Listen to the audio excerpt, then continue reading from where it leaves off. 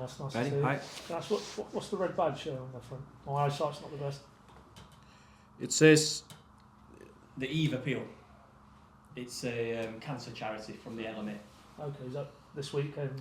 It's just a designated week. Oh, right, yeah. Anyway, moving on. You knew that, obviously, yeah. There's only one place to start, I think, Johannes. Take you back to this time last week. You were sat in that chair. You were saying, ideally, maybe do 1 or 2 bits of business. That proved quite an accurate prediction in the end. Jacob Wright, take us a little bit inside what you can on deadline day with that one. How it came about.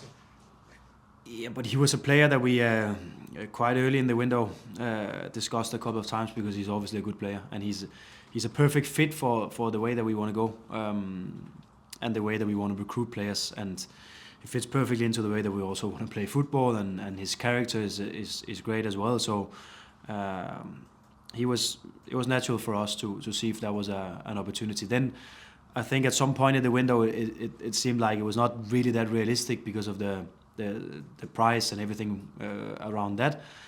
And then towards the end of the window, it was actually an opportunity for us, a loan with an option to buy then.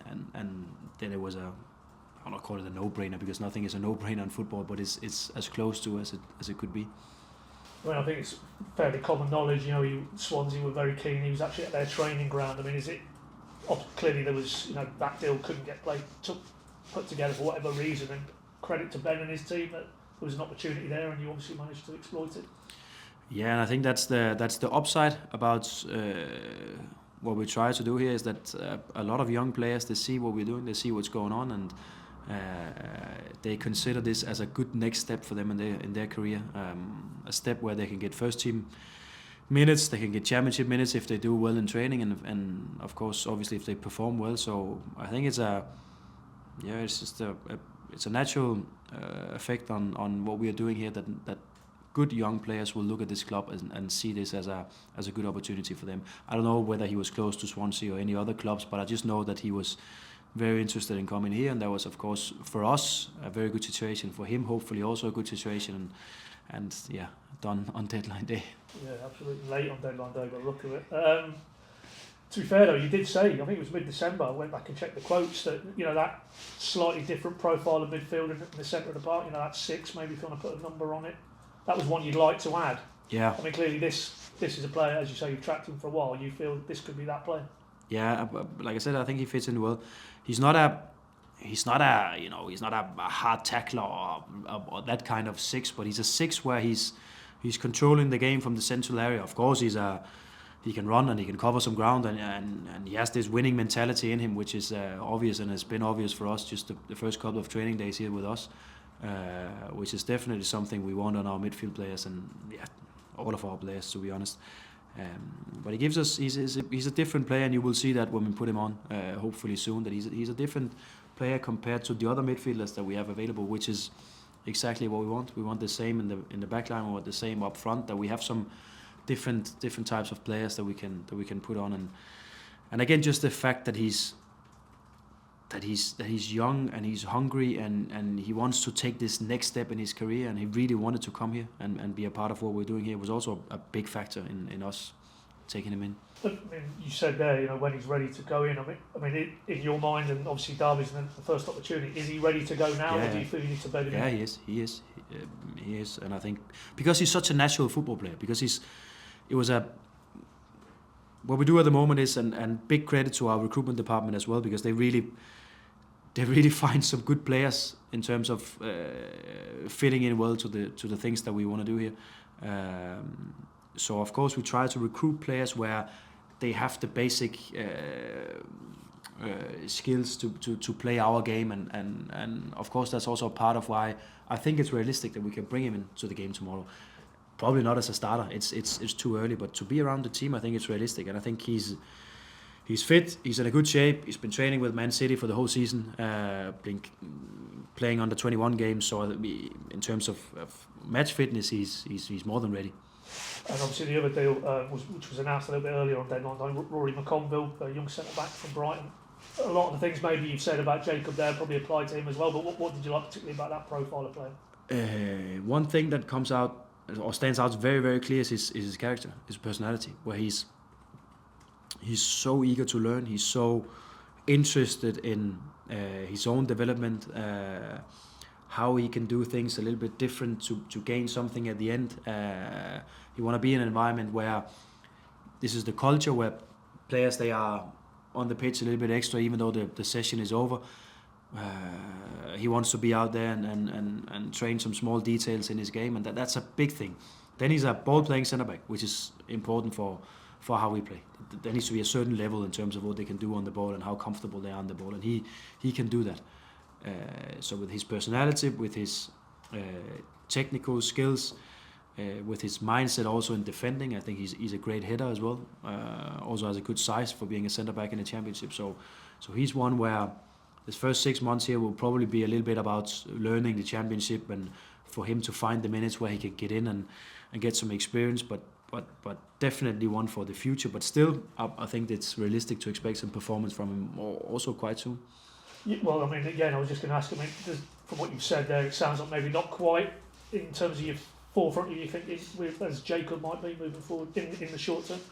Now there's competition, and I think it's not many times you have asked me that question during this season, that now you have to actually select some players and deselect some other players, which is exactly what we want to do.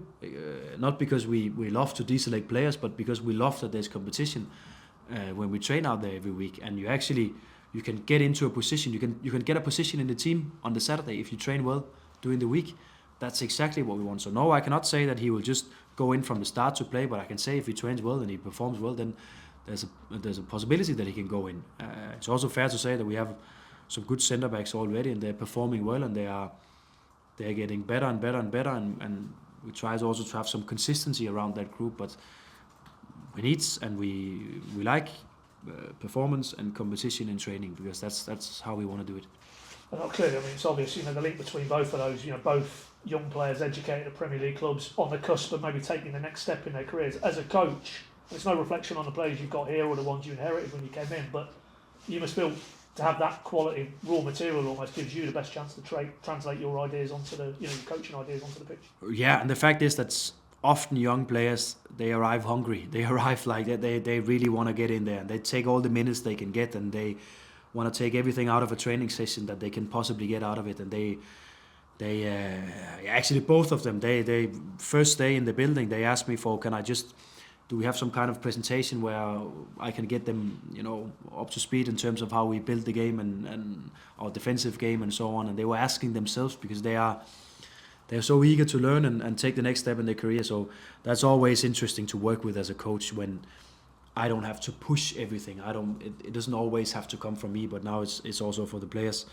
So that's always interesting. We're still, like I've also said many times, we have to find the balance, and we have to get that balance right, because we still need the Kenny McLean, we still need the Shane Duffys out there, we still need the Angus Guns out there, where they can give the experience, the knowledge on the league, but also still the performance, and that's really important for us to have that balance right. Zooming out, I mean, how did you assess the window? When you sat down before it opened, in terms of from that point to the final outcome, was it pretty much how you envisaged it? Not just bringing in players, but obviously letting a few of those experienced ones go as well. Yeah, I think it was good. I think we can be satisfied with the window, because it was a good step in the right direction. It is players that we think is both players for now, but especially for the future. And I think it was another step in the strategy direction. So I think in many ways it was good for us, and some of the players where they probably were asking for a little bit more game time or a little bit bigger role in the group, we could find other clubs for them as well. So we've made another little shift in the group of players that we have, and that will continue on for the rest of the season, and of course leading into the next transfer window this summer. But I think we have done well without doing too much, but still making sure that we follow the plan. Matej Jurasek, is he in the building now, and in terms of availability for Derby? Yeah, he's been with us he arrived Tuesday, so a handful of days, and he's really eager to get out there and play. And you could just see his first session with the group that he enjoyed to be with a football team again, and not just on his own. it's always something special. So yeah, he'll be around for the team tomorrow. I mean, that is quite a unique situation, really, where there's a player who's traded clubs but hasn't been able to, as you said, be in that team environment. We've seen him working individually with your fitness coaches. Yeah. But you don't think that'll have any impact in terms of when you drop him into the mix?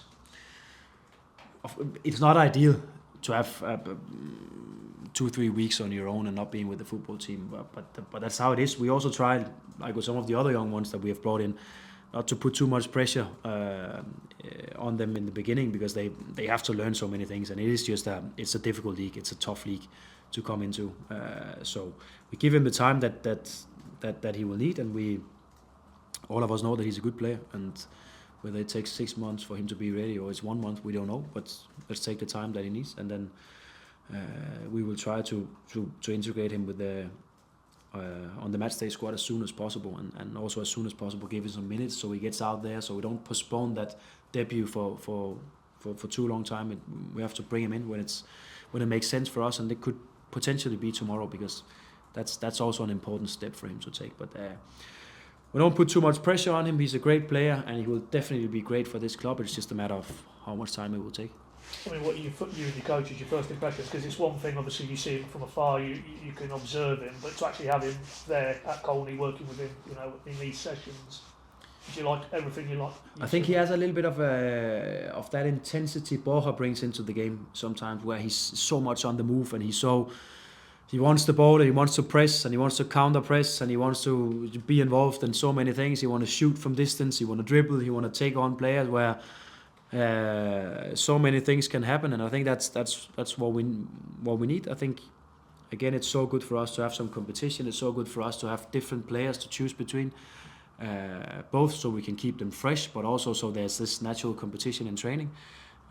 But he's one of them players where he wants to be on the move. He wants to be involved in all the things that is going on, and then with a fantastic left foot coming in from the right side, and then being able to find the far post. So it's a great signing for us. Fitness check if we can, Anis, for this weekend. Ready, yeah. Yeah, has he managed to train all week? Yeah. And obviously Clay comes into your thoughts. If he's fit and available, yeah. Yeah, he'll be around the squad tomorrow. Yeah. Nacho? The same. Trained all week? We're getting there, Paddy. Well, bit by bit. Well, until you tell me X is getting injured and is out for. But on those two, because obviously, two key players have been key players for you in that central midfield mix. Big boost. Yeah, big boost. I think, to be honest, we have had a very, very good week. I think, what was it, the first day after the deadline day? That was Tuesday. I think we could feel it, all of us, and there's a great energy. Of course, it's still a young group, and we still have to. There will be some still rest of the season, some ups and downs, and we have to learn from it, and we have to take all the learning from wins and losses and so on. But there's a great energy, and you can feel it when we're out there now. There's some players where they just want to get in every day to become better and get better and compete for a starting position in the group, and we could feel that already Tuesday, and it was a joy to watch, a little bit from inside, a little bit from outside, but it was a joy to see it, because that will affect the performances, and that will, the last part of that will affect the results. Without obviously wanting to give you too much away, but could both of those start tomorrow, Saturday, or is that too early? Potentially they could both start. What we of course have to have in mind is that we play again Tuesday night, and it goes for them, but also go for some of the other players. That's ideally we just rotate a little bit and we find out what will be the strongest team for this Saturday, but also thinking about what will be the strongest team for Tuesday. So we still can keep up bringing fresh legs out there. We still also have a striker in Josh, where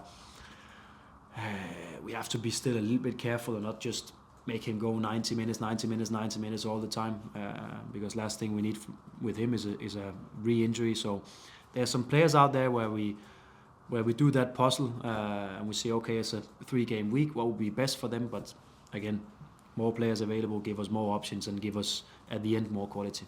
Onel, with the knee issue, is he available this weekend? No, he will not be, and I think probably he'll be out next week as well. I think that's what I just heard today, that he's not really feeling that much better in his knee. He can still feel the pain, so I think realistically, we talk on the backside of the whole game.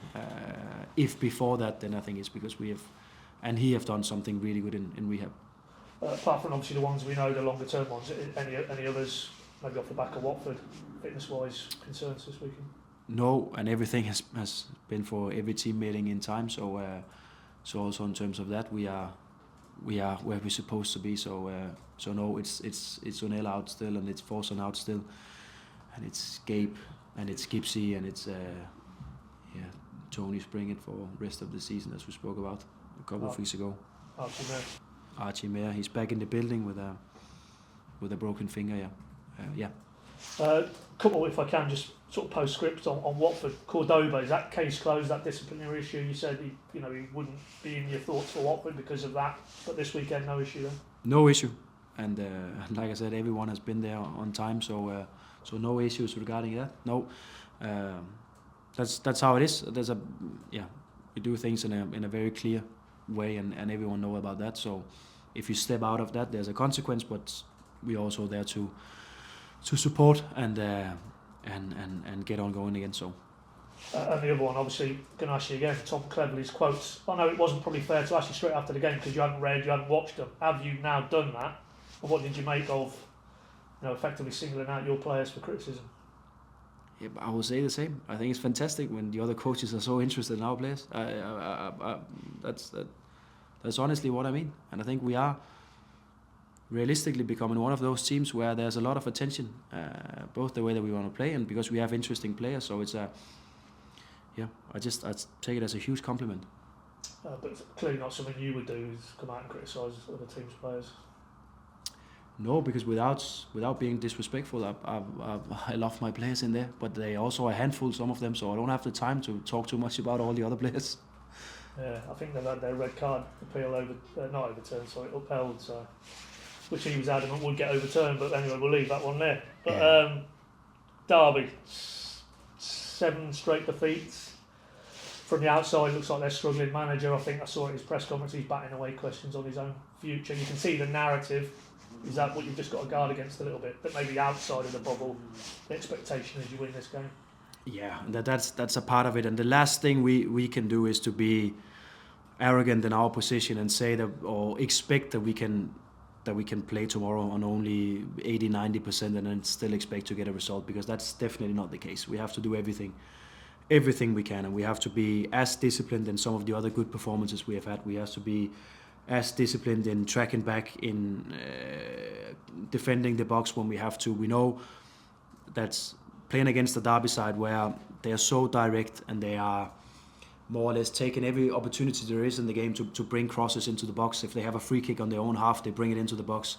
And it doesn't take much in those situations that it can drop down and be a second ball and deflected shot, and then we concede a goal. So the concentration playing against teams like that simply needs to be on top level, because the last thing you can do is to go into a game like that and see, okay, they are here in the table, we are here, should be a difference, and okay, that's just how it is. No, it's not like that. And in the Championship, we see that week and week and week after week, we cannot predict the results, because then there's a team where they probably went a little bit down on all their normal things and were just 5% off it, and then it's an even game. So no, I think if we are at our best and if we manage to be 100% focused and concentrated and play with all that hard work that we've brought into the performances recently, then we should win the game.